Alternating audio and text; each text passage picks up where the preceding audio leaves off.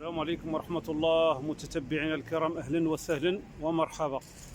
نتكلموا واحد الموضوع إن شاء الله تعالى ديال سوق الصالحين. ما غنمسو حتى واحد بهذا الموضوع، ما غنقيسو حتى واحد، ما غنمسو حتى واحد بإذن الله عز وجل، حيت كاين شي ناس مولي الحوانت باعوا المحلات ديالهم ومسنطحين بمعنى الكلمة، باعوا المحلات ديالهم وسبحان الله العظيم من تفتح السوق جاو ودخلوا المحلات ديالهم. علاش؟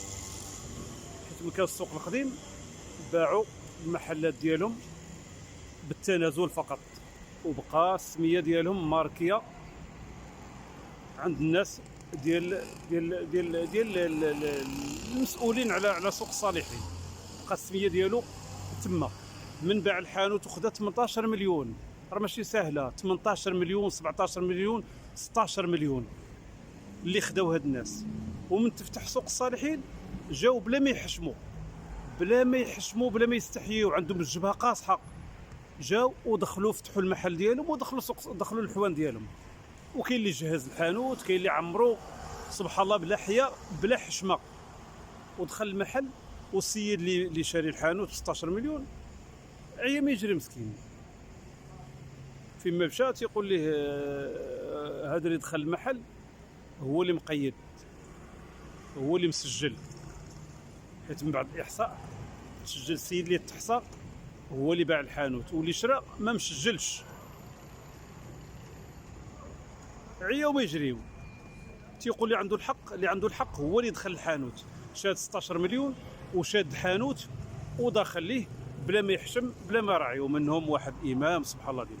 وهاد الناس كاملين سبحان الله العظيم اللي كانوا، هاد الناس كاع اللي رجعوا للمحلات ودخلوا لهم سبحان الله العظيم كلهم ناس مزيانين سبحان الله، كانوا في السوق. ساعة سبحان الله العظيم من شافوا المال وشافوا المحلات تساوي الثمن سبحان الله العظيم طمعوا وما حشموا ما استحياوا سبحان الله العظيم. منهم امام تيصلي بالناس، دار هاد الفعله سبحان الله العظيم وداخل الحانوت بلا ما يحشم بلا ما يستحيا سبحان الله، حيت عنده الجبهه قاصحه. هادو ما يتقاوش الله عز وجل وردوا الناس المحلات ديالهم، حيت شدوا 16 مليون، وكاين اللي شد 17 مليون، كاين اللي شد 16 مليون وما يحشمش وما يستحياش من الله عز وجل، يشد 16 مليون ويجي يعاود يدخل المحل ديال السيد ماشي ديالو. هذا ماشي عيب ماشي عار، راه منكر والله لا منكر. راه اليوم الدنيا وغدا الاخره. توبوا الله عز وجل وردوا المحلات لمالهم، لما عجبكم شحال ردوا لهم فلوسهم باش يدخلوهم المحلات ديالهم، باش تحد هاد المصيبه. راه ماشي واحد ماشي جوج ماشي 10 ماشي 100، راه عدات الناس كثرت الناس سبحان الله. ما بغيناش ندخلوا حنا نتشعبوا في هاد المسائل، ما بغيناش نتشعبوا ونجبدوا بزاف المسائل.